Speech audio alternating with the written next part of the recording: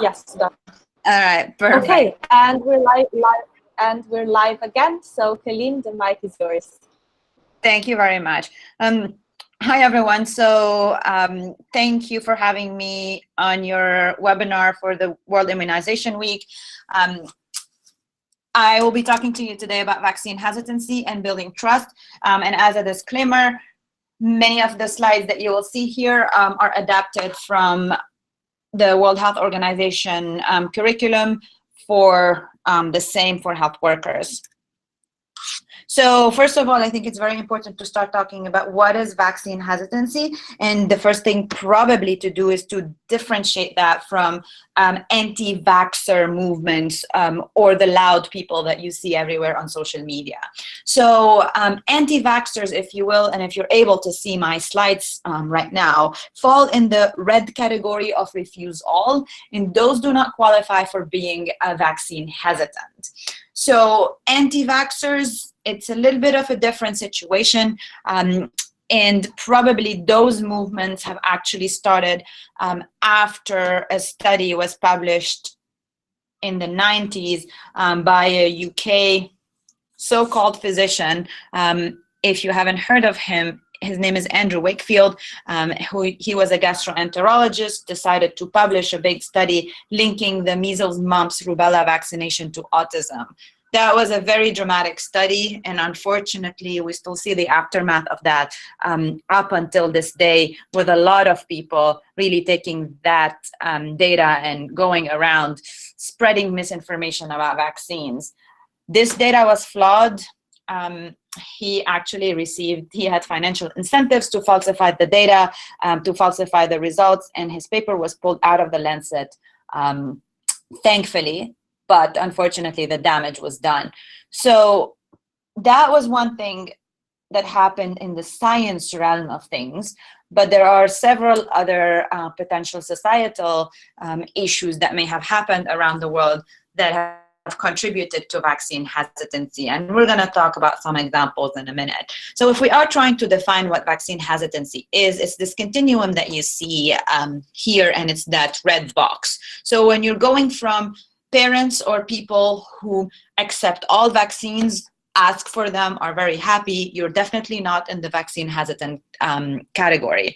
But then you have some people who vary from accepting vaccines, but they're really unsure about either their efficacy or whether they really need them, or really on the side effect profile. Those are still in a somewhat of a green category because you are able to actually address their issues rather quickly. Then you have a different category of people who would accept some of the vaccines. They like to pick and choose, delay others, particularly for younger children, and then refuse others. And then you go back to, you end up in a place where there is people who refuse vaccines, but those are still unsure. It's not that they're going to refuse them, but they still have doubts either on efficacy, trust, etc., etc. I'm going to talk about those in just one second.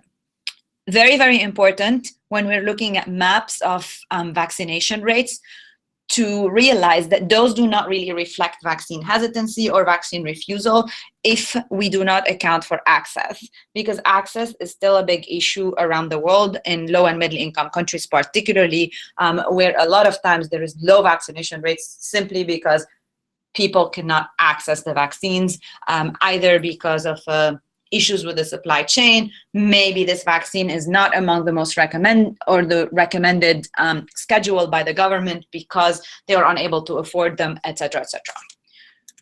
So when we're talking about what contributes to vaccine hesitancy, and then you have this really nice Venn diagram, and you see that all of these intersect. First of all, let's start with confidence. So when we're talking about confidence in vaccines, so there is lower levels of trust in the vaccine itself. The other thing is there's a low level of trust in the delivery system, either in the people delivering it or in the way vaccines are stored, transported, etc., in the manufacturers who manufacture these vaccines that tend to be pharmaceutical for-profit companies, and then in health authorities. And it's worth noting something particular here with the example of Pakistan, which where we see, particularly for polio vaccination, every few weeks or month we hear that a polio worker actually was attacked when trying to deliver vaccines, or more recently, another yet polio worker was killed in Pakistan. And that is because, unfortunately, in the last several years, polio vaccination was linked to political issues. And many of you may have heard that it was linked to identifying where Osama bin Laden was staying, along with his family, through polio vaccinations and DNA testing, etc., etc. So moves like that certainly do not help to keep people's trust in the system, in health authorities, and in vaccinations themselves. Then we go to complacency. So as vaccinations became available several decades ago, as rates of vaccinations have increased, we actually have seen the disappearance of many vaccine preventable diseases from many parts of the world, or a very, very low prevalence of those diseases. So what happened is that people think that, oh, what is measles? It's really not a problem. I have never seen anybody with measles. Why should I vaccinate my kid? It doesn't really exist, or it doesn't exist in my country, which is unfortunate, but unfortunate and untrue. So this is contributing right now, as Muge had mentioned in her discussion, to this major issue of measles outbreaks around the world. And it's worth noting that that not only translates on your health and the health of your country, but there was a French family who traveled to Costa Rica. They were unvaccinated and unfortunately reintroduced measles into Costa Rica, which had eliminated the disease. So very unfortunate situation, but happens certainly. And then the other issue about vaccine hesitancy is convenience. So there are barriers related to geographic accessibility. So if you have to travel several hours to a clinic, et cetera, availability, affordability, if you need to pay for the vaccine from out of pocket, and also acceptability of services and the service providers. So all of these three issues intersect, and the more issues you have in the same community, the harder it is to tackle vaccine hesitancy. So thinking about what influences people when we're thinking about vaccination, so it's either the context. Religion plays a big part. So there are certain religious groups around the world that refuse. They tend to be more conservative religions, etc. They refuse vaccination for a religious belief. Culture issues, local politics, where we've seen recently, unfortunately, many politicians going publicly against vaccines and against mandatory vaccination. Trust in governments, who usually tend to be on the other side of the supply chain of the vaccines in the country. Media, public communication, and something really big, social media, of course. So those are just contextual, but what about individuals? What about groups around? So beliefs, attitudes about disease, about health literacy, awareness, and then in countries where overall the healthcare system isn't particularly strong, or if people overall had a bad experience with healthcare in general, then vaccines may be associated with these bad experiences.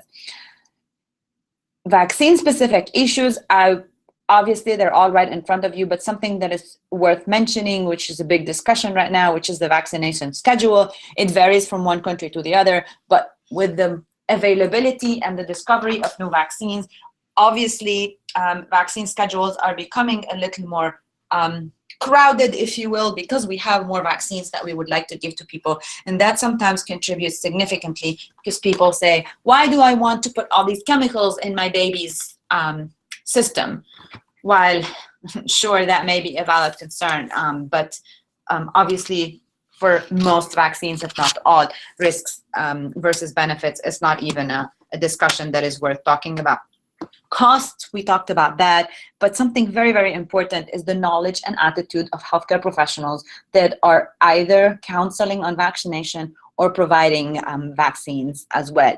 And this is where I'm going to talk a little bit more about that. This is where your role as medical students and future doctors is going to be crucial in order to not only help your patients and their families, but also potentially people in your social environment increase their confidence in vaccines.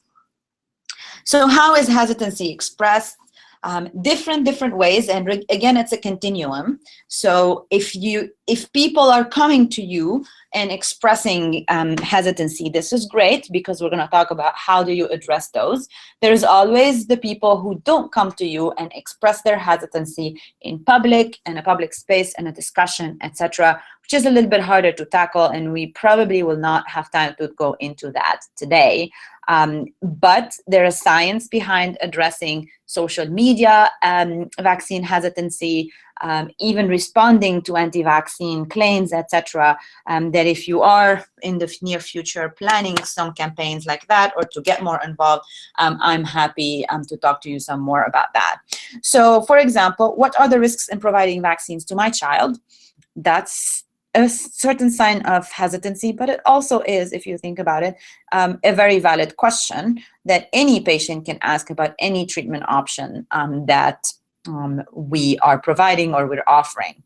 Is my child going to get sick after getting a vaccine? Certainly another valid question that we always should be ready to answer. Why are vaccines necessary for everyone? And then, are vaccines safe? So there is, as I mentioned, no single strategy that will work everywhere around the world. Even within the same country, you will have different arguments from different groups. So you have to be ready, and you have to be informed, and you have to know how to address those issues as well. We know that the vaccine hesitant group is way bigger than the anti-vaccine groups. They tend to be louder, but in numbers, what we know around the world is that at least 2/3 of people who do not vaccinate their children, or who decide not to get vaccinated themselves, are actually vaccine hesitant and not anti-vaxxers. So that speaks to the role that we have in actually addressing that. So anybody, again, caregivers are usually the traditional group that people think of. Pregnant women, of course, because they are going to be future caregivers. Adults themselves, though, usually in lesser rates than caregivers. Elderly, of course, religious leaders, media, other health professions, and that is particularly important, because if you encounter a nurse or a pharmacist in your environment who themselves are vaccine hesitant or vaccine refusers, this is a very important target group to talk to, because imagine the weight of the arguments they have over the general population, and how they can unfortunately counteract your best efforts. So one thing to think about if you're seeing people in the clinic is not to start by asking, oh, do you want the vaccine for your baby today? So you start with a statement saying, today is time for your baby's vaccine. Today we're going to give Sarah or whomever, your baby, their vaccine. So then some of them will say, okay, I guess I'll vaccinate, and those are the easy ones. But still, it's important, even the easy ones, it's important to address their concerns and their questions. Some of them will say, I don't know, I have doubts. And then on the other side of the spectrum, no, I'm not sure this is right for my child or for me. So something that is very important, so motivational interviewing is something that you will learn about. We're discovering more and more the benefits of doing that for different health interventions, particularly smoking cessation is this one big example that everybody talks about. But if somebody accepts your vaccines, you need to show them that you're happy about that. Thank you, this is great, this is wonderful, etc. And then for the hesitant people, this is where you're going to use motivational interviewing. And then for vaccine refusers, it's important to give them space to actually talk about their concerns and explain what does it mean for them if they're refusing vaccines, what are the risks to their children, what are risks to the rest of society, etc. Usually it's important to keep having these conversations, because we know that eventually we may be able to convert some of these anti-vaxxers, whether you decide that you or the hospital right now that you're working in, or the clinic, that we're not going to see children who are not vaccinated, or we are. It depends on your setting. In certain parts of the world, you can decide who you see and who you don't. It's really not true for everybody. So if you tell somebody vaccines are good for you, you must get them, or you start arguing with people, you are wrong. People everywhere do not like to be told that they are wrong this much upfront. And unfortunately, these can actually make things worse. So motivational interviewing, again, is something that I hope you will all learn about in medical school. It's a method of interacting with patients. It's a method trying to not just explore their attitudes, their behaviors, but also understanding what actually drives them to have those attitudes and behaviors, to try eventually, your objective is to try to change their mind. And you also want them to be part of that process instead of a top-down approach. I'm the doctor, I know, you don't know anything, you're wrong. We know that with vaccines and with pretty much everything else these days, it really does not work. So the objective is obviously to get people more from the refusal side towards accepting vaccinations. So there is no single, motivational interviewing is a tool that you learn how to do, but the content of exactly your interview will really depend on the context and the reasons why patients or caregivers, etc., are actually vaccine hesitant. And it's important to understand that within your one community, you may have 3-4 different reasons why people are vaccine hesitant. It's important that you're aware of those and that you are aware of the science that actually counteracts each and every one of those, to understand that and to apply it in a motivational interview style. So cannot really go into very many details about motivational interviewing, unfortunately, today. Otherwise, we'll be together for a really long time. But something that is important to keep in mind is to ask open-ended questions, to ask people to tell you about their attitudes, their behaviors, etc., and understanding specifically what their thoughts are, but also if they've had conversations in the past, either with other healthcare providers, with people in the society, what exactly did they understand? Because a lot of times there are misconceptions that are just related to the communication that was employed, and those are actually usually, and with the right attitude, are easy to change. So reflect and respond. So simple reflection is acknowledging and understanding people's attitudes and people's feelings and emotions, which usually tend to be very well intentioned. So I know vaccinating will help my child, but I'm afraid. I'm afraid that my child will develop autism. I'm afraid, etc., etc. So usually they may not tell you exactly why. It's important, the first step, to ask them, why are you afraid? And then acknowledging that it's okay for them to be afraid. I understand that you're afraid, or you want to make the best choice for your child, but you are nervous. So again, going back to the same point that I was just making a couple of seconds ago, understanding, acknowledging that they want the best for their child, or they want the best for themselves or for their family member, and acknowledging that, because if you don't, people will get defensive very, very quickly, as if you, as the healthcare provider, are telling them that they're not doing what's best for their child. It's as if you're in accusatory mode, and that automatically makes the relationship more tense.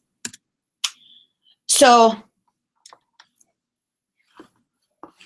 another thing is understanding the environment that moms particularly live in, social media, blogs, etc., for the moms who do that, or even sitting with their friend, their neighbor, their family member, grandma, etc., and understanding what are some of those hesitancies. Community leaders, very, very powerful, unfortunately, and if you do not know what their position is, then this is where you may be in trouble. addressing mom's concerns at the visit is very important, but eventually going to that community leader and understanding their concerns and advancing your arguments in a very respectful way is going to help you with getting more and more people on board from your community to vaccinate. So I'm going to talk about this last one, and then we'll stop and probably see if you have any questions. So I'm not convinced about vaccines. So it seems like too much effort to come all the way to get them. And that's, again, for countries where you may have to drive 2-3 hours. Mom or dad may have to miss a day of work because they need to come to the doctor to vaccinate their kids, and they don't see any tangible effect. So it's important to ask them what do they know about vaccines in that case, and try to supplement the information by telling them that this is going to keep their children healthy, keep them from getting infections that can be prevented, etc., etc., etc. All right. Okay, maybe I'll do just this last one because this is important. So again, affirming the strength that it's important and it's a good thing that parents are asking, are getting involved, and are being critical about the health of their children, and then validating their concerns, as we said before, that the health of their child is important to them, but also protecting themselves and their community from illness is actually another very, very good point. And this particularly works in cultures that are actually interdependent. So as you know, there are two types of cultures, maybe some that, and it's a spectrum, it's not only two types, but some that are more individual and others that are more on the interdependent side. So the public health aspect of things for an interdependent community is actually a very, very powerful tool as well. So not only you're concerned about your immediate family, you not only care about the health of your child, but you also care about the health of your community. So I think that I'm going to stop here because this is the biggest things that I think are important from the addressing vaccine hesitancy. And then I am, of course, happy to take any questions and to contribute to the discussion.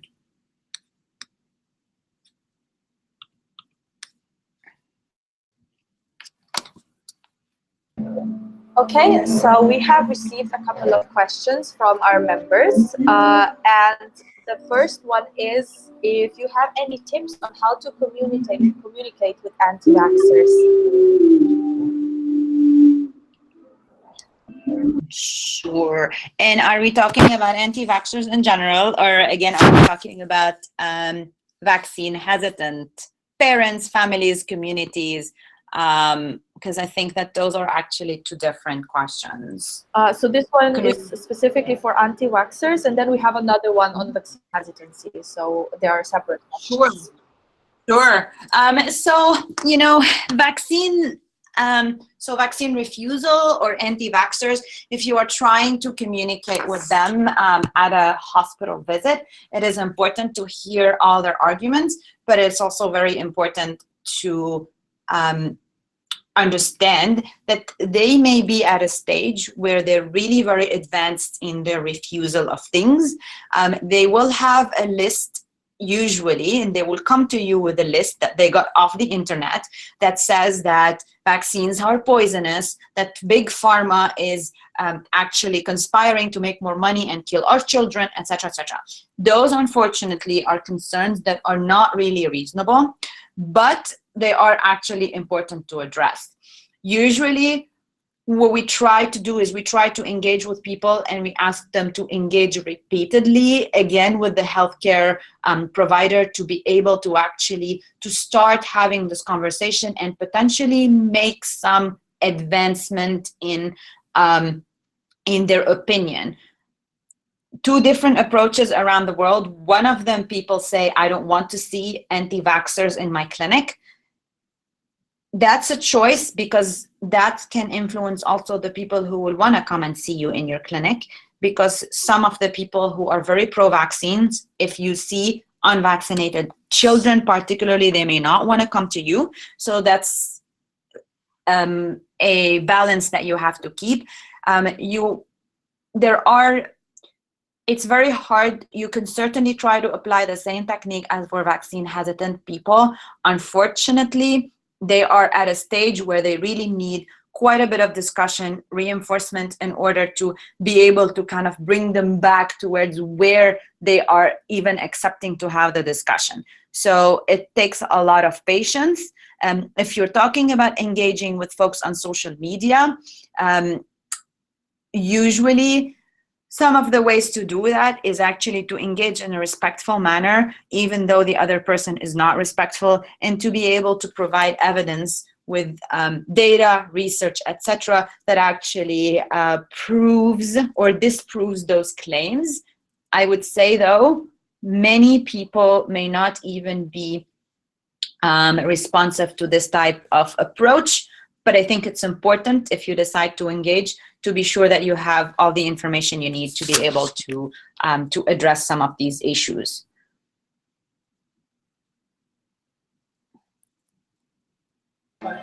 Okay, then we received another question, and this one is, I think, more for Muda.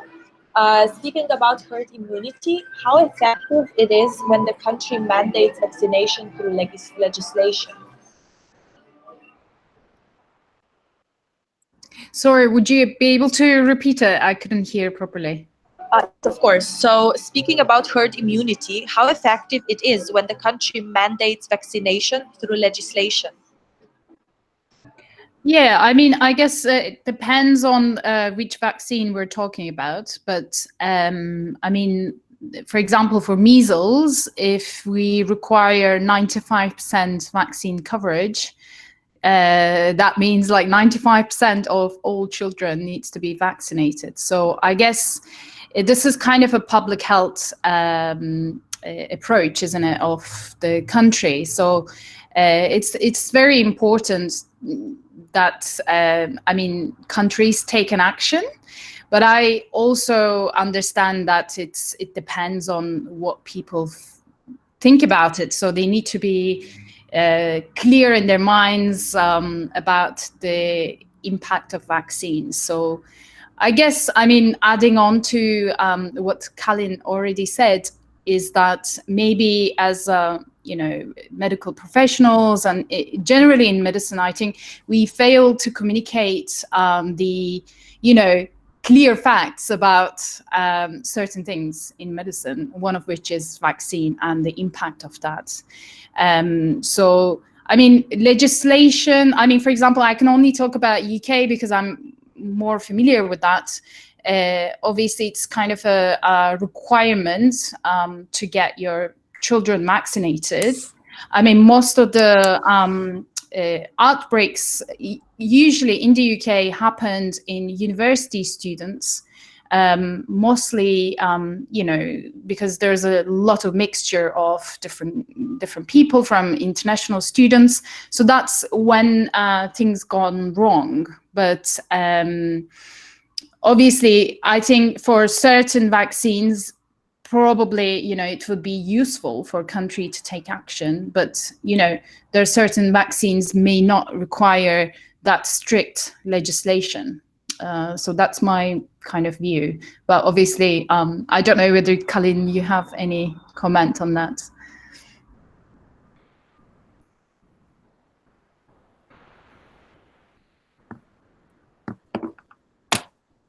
Okay, I think Kalin is not. All right, she will be joining back in. Yes, yes, she will be rejoining us. But we do have another question for you, and that is the new malaria vaccine a hope for eradicating the disease?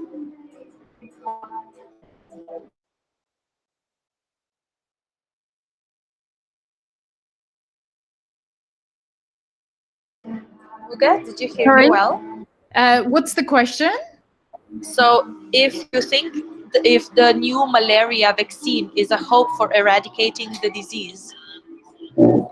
Yeah, I mean, I guess there's been lots of progress being made in the, I guess, like last 10 years developing malaria vaccine. So I guess, I mean, I think that would be very, very helpful. the trials, I think, still going on, and there was one recent publication.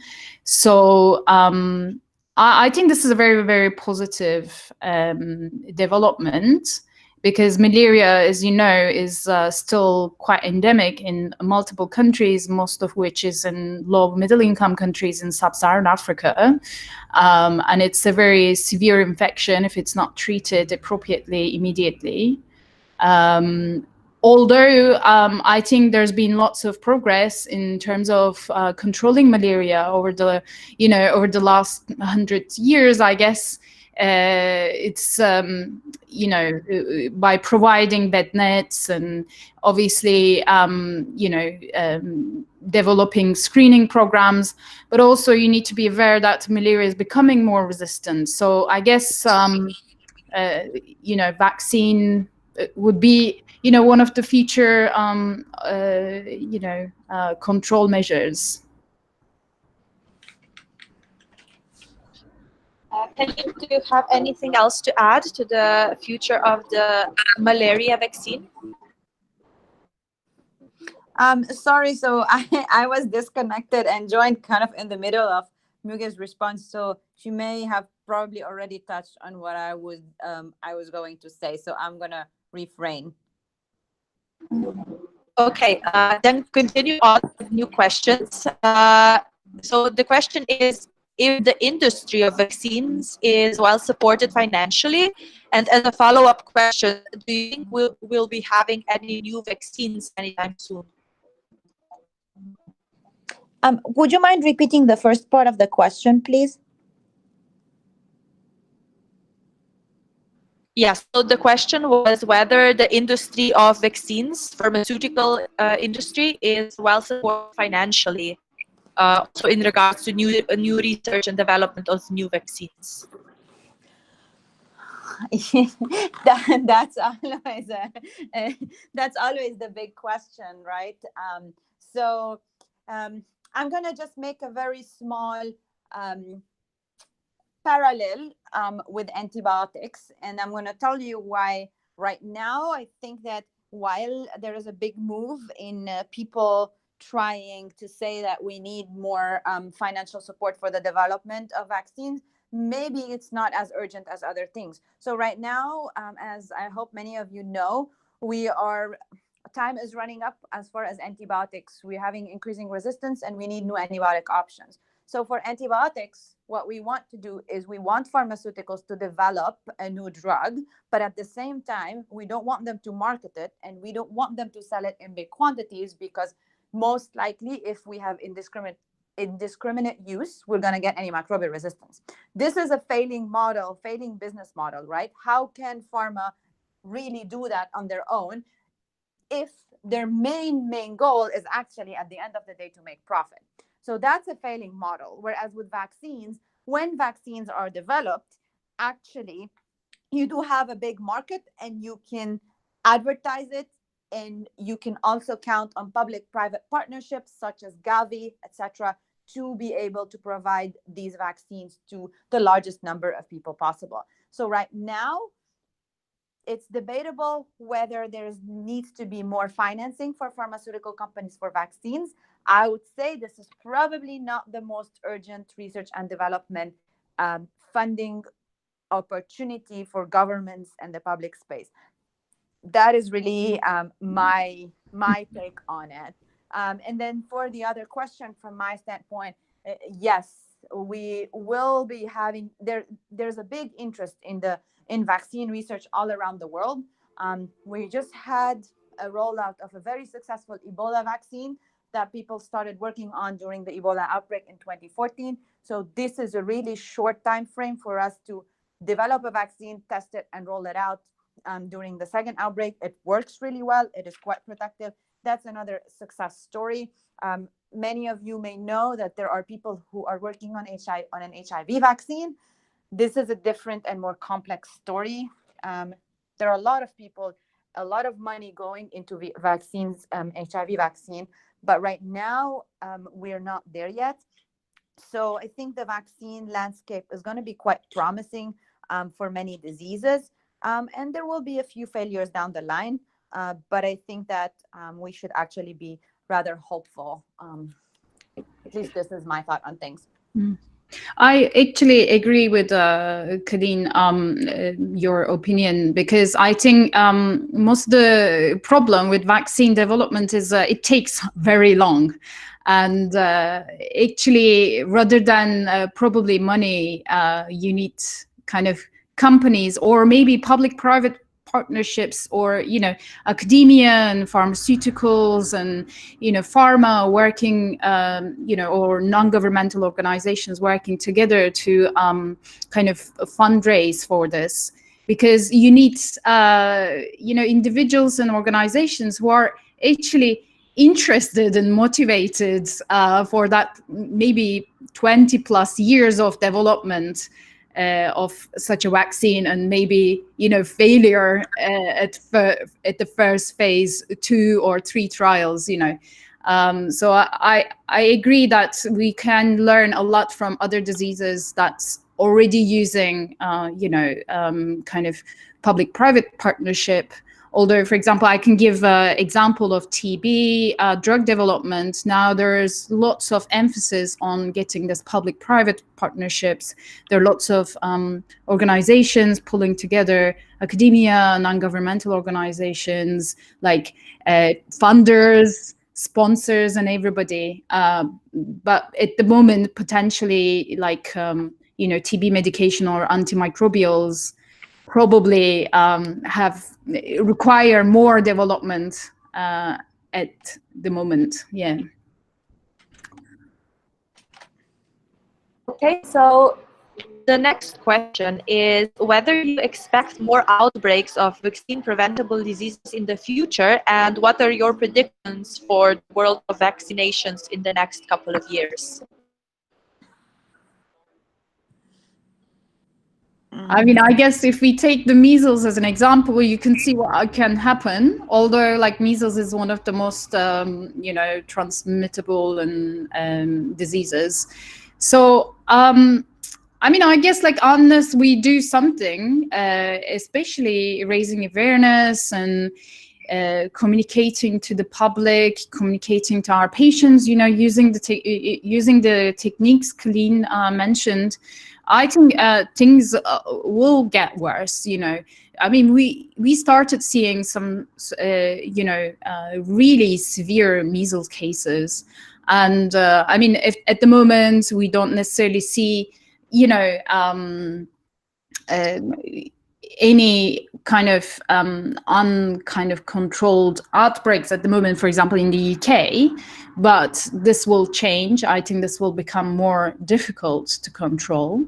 I mean, I don't think it will get better, and that's the reason I think we need to take very, imminent action. And I mean, I think medical students and IFMSA has a big role in this. Physicians have a big role in this, and we need to get politicians and public to work together, because it's just like there's no way that we can win this like by separating. We need to work together on this. This is my opinion. Yeah, actually, I completely agree with Muge. We have to not only count on each other, on our community of physicians, etc.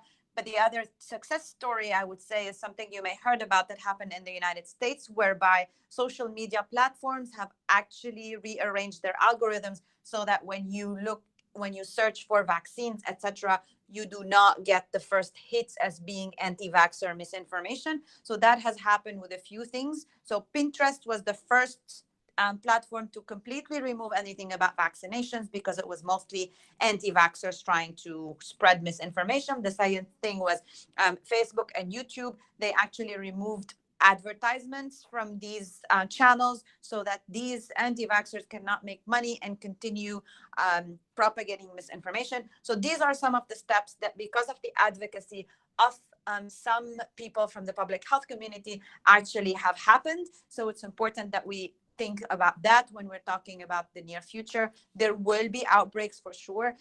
As you have seen in Muge's table, the more transmittable and the higher percentage of vaccines you need to get herd of vaccinated folks, you need to get herd immunity, the more likely we're going to see outbreaks of those diseases.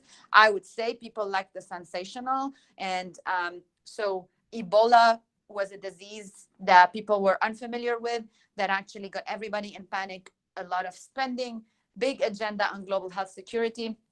That same movement, while measles is a much more contagious disease, it probably has less devastating effects, but there was nothing sensational about it really, and people didn't have the same people, i.e. governments and people with the money and who drive the agenda, didn't have the same reaction as to say, it's an emergency, we really need to do something about it. So it's always worth thinking that most likely either it will be a new emerging infectious disease, but more likely than not, it will be one of those vaccine preventable diseases that have actually triggered complacency, what I touched on in the presentation, because we don't see it anymore in many parts of the world. People think it doesn't exist, I don't need to vaccinate, etc. In my opinion, that's very likely going to be one of the next big outbreaks. Thank you very much. So the next question is from a member who is asking for a very, very short summary of the difference between anti-vaxxers and vaccine hesitancy. I think this is also because of the webinar being in two parts. So we would ask Colleen if you can summarize the difference again. Sure. Very, very quickly, anti-vaxxers are people who refuse all vaccines and anything related to vaccines. They are usually very well set in their own ideas, etc. So those would be the anti-vaxxers. They also tend to be very out there on social media, on the media, etc. So vaccine hesitance is another continuum whereby some people accept vaccines, but they still are unsure about certain aspects. So maybe vaccine safety, side effects, benefits of the vaccine, etc. And they can range from accepting those with some questions, all the way to refusing certain vaccines, accepting others, or trying to delay vaccinations. And each of these groups, as I mentioned, will need a bit of a different tailored approach to their concerns. Thank you very much. Now a question for Muge. Is there any relationship between vaccination and AMR, antimicrobial resistance? That's a good question, I think. So potentially, I would say yes, because the thing is, most of the vaccine preventable diseases that we haven't seen for some time. Yeah, I mean, the patients present with fever, rash, and we don't. I mean, the physicians are not that familiar with what it could be, because we haven't seen many cases for a long time. So I guess some patients receive antibiotics for no reason. And as you know, one of the drivers of antimicrobial resistance is inappropriate antibiotic use. So this would potentially have an impact. And also, there are some, bacterial infections that could be also prevented by vaccines. So, I mean, for example, meningococcal vaccine, meningococcal, pneumococcal vaccine. So those are the things that we could actually prevent rather than to treat, which have quite bad, long-term sequelae. So yeah, I mean, I think there might be some correlation and relation, but I don't know exactly, but we can speculate, I think, and I'm sure there must be some studies on this.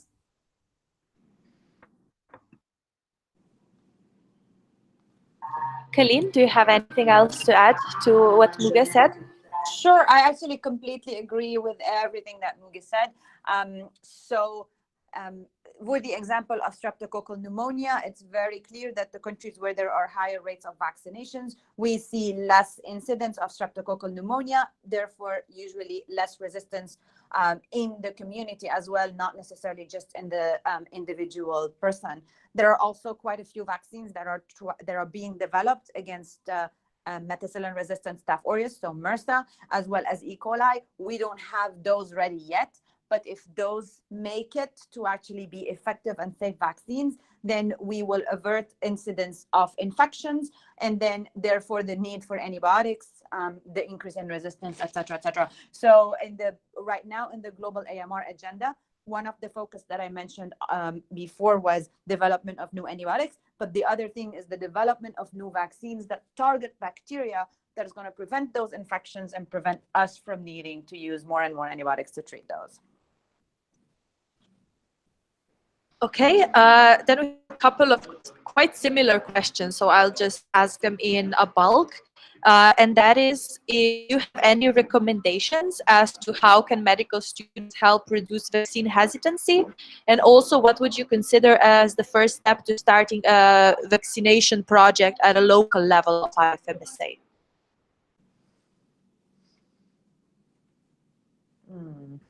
So I guess for the first question, I mean, first of all, I mean, even though being medical student doesn't mean that you're informed about vaccines or, you know, what we discussed today here.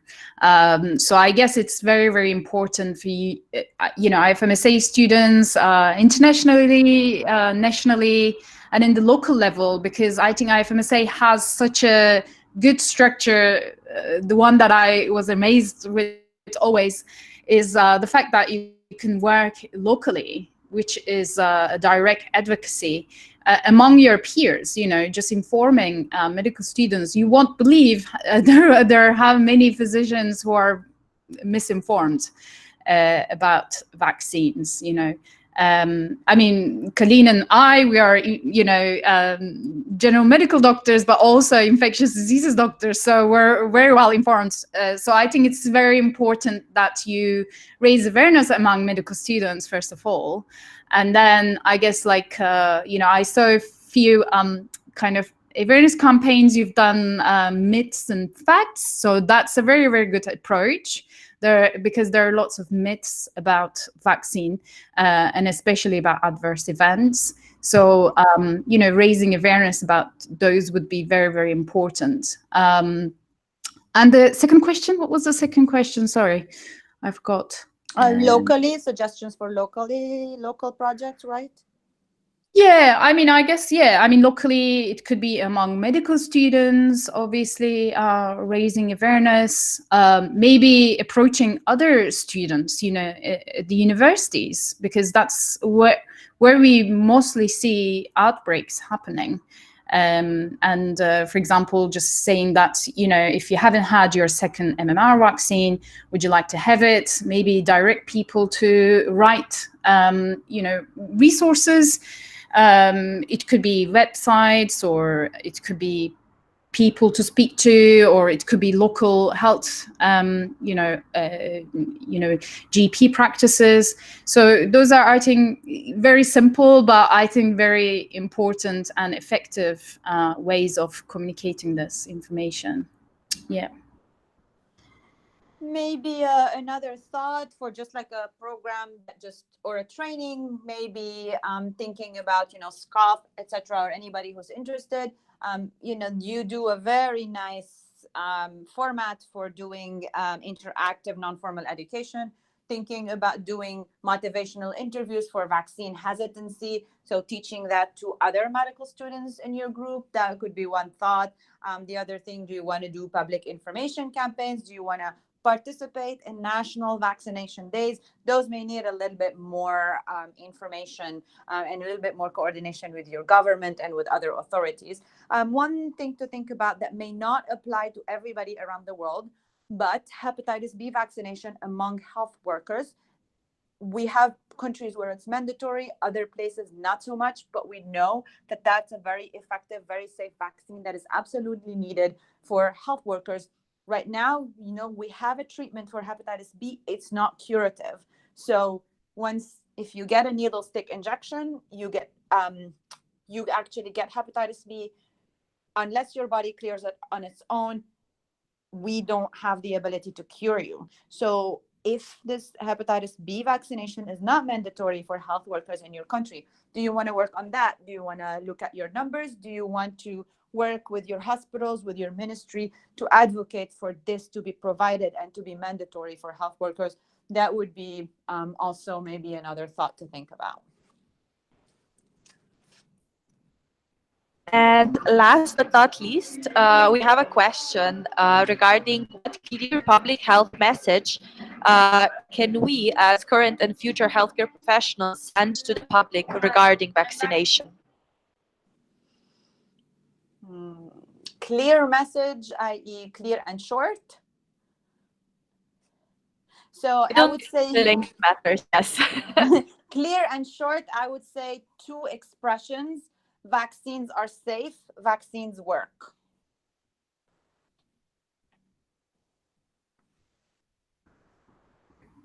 Yeah, I would agree with that. I think our language needs to be very clean and, similar to the messages we give about HIV being, when you're undetectable, you don't transmit. So we basically tell all the physicians and doctors looking after HIV patients to be clear about their language, not to say decreasing the risk of transmission, but saying zero risk. So similar to that, I think we should say like no risk of autism, or vaccines are safe, and vaccines work. So those are the clear and simple messages, that gets into people's mind.